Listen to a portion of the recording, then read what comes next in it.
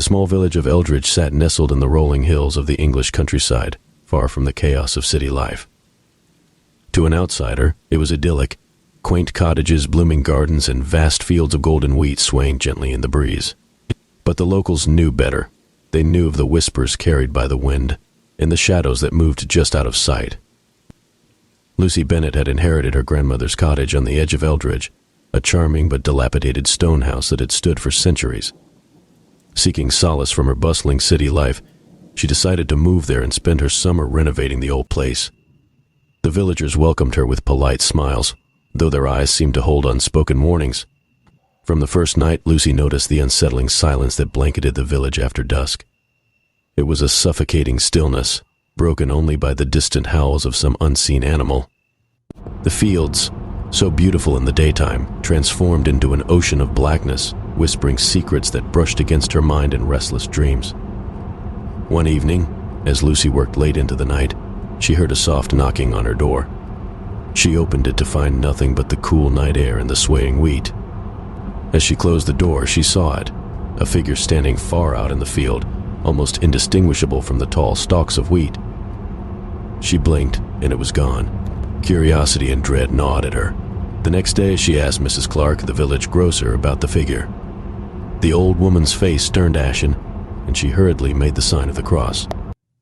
"Stay indoors after dark, Miss Bennet, and whatever you do, never answer the whispers." That night, Lucy sat by the window, staring into the abyss of the fields.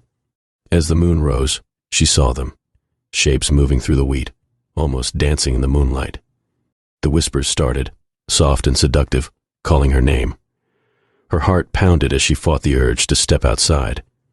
Unable to resist any longer, Lucy grabbed her flashlight and ventured into the fields. The whispers grew louder, promising secrets, salvation, and a way out of her mundane life. The wheat seemed to part before her, creating a path deeper into the darkness. She came upon a clearing where the moonlight spilled like liquid silver.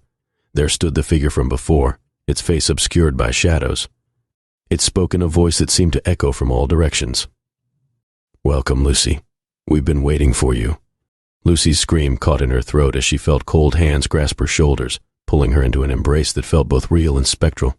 The whispers rose to a crescendo, drowning out her thoughts, filling her with a chilling dread. She tried to pull away, but the hands held her tight, dragging her down into the earth. The villagers found her cottage abandoned the next morning, the front door hanging open. They knew better than to search the fields. Lucy Bennet had become another name in the long list of the lost, claimed by the whispering fields. As summer turned to autumn, the wheat grew tall and golden again, swaying gently in the breeze. And if you listened closely, you could hear the whispers, soft, seductive, and eternally hungry.